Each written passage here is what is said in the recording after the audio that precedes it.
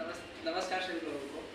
आज जैसा कि टॉपिक आपके सामने है, लोकतंत्र में सिविल सेवकों की भूमिका, बदलती भूमिका। तो सबसे पहले हम समझेंगे कि आखिरकार लोकतंत्र क्या है, जिसमें सिविल सेवकों की बदलती भूमिका मतलब सिविल सेवक किस प्रकार से लोकतंत्र में अपनी भूमिका का नेतृत्व करते हैं या निर्वहन करते हैं। लोकतंत्र जैसे कि दो प्रकार के होते हैं, एक प्रत्यक्ष लोकतंत्र और एक अप्रत्यक्ष लोकतंत्र।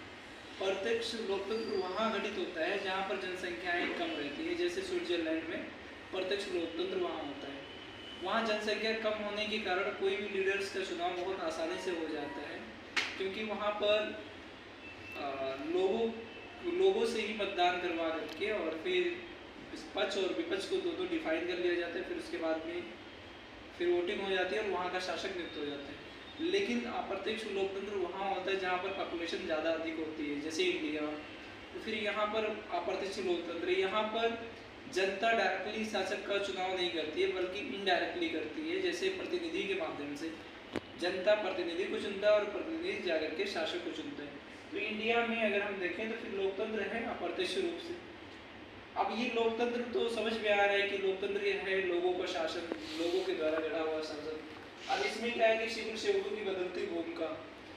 अब इसमें जितना भी लोकतांत्रिक कार्य होते हैं, क्रियाकलाप होते हैं, जिसमें अधिक महत्वपूर्ण भूमिकाएं सिविल सेवकों की होती है। एनजीओ और बाकी एसएचजी वगैरह भी काफ़ी महत्वपूर्ण भूमिका लोकतंत्र को बेहतर बनाने में करते हैं। लेकिन सिविल सेवक सारी नीतियाँ भी बनाता है लोकतंत्र में और उसका इम्प्लीमेंट भी सिविल सेवक करता है। तो ज़्यादातर नीतियों का इम्प्लीमेंट करने में उनकी महत्वपूर्ण भूमिका होती है। तो सिविल सेवक जैसे हम लोग प्रशासक, उसको हम बोलचाल की भाषा में कर देते हैं।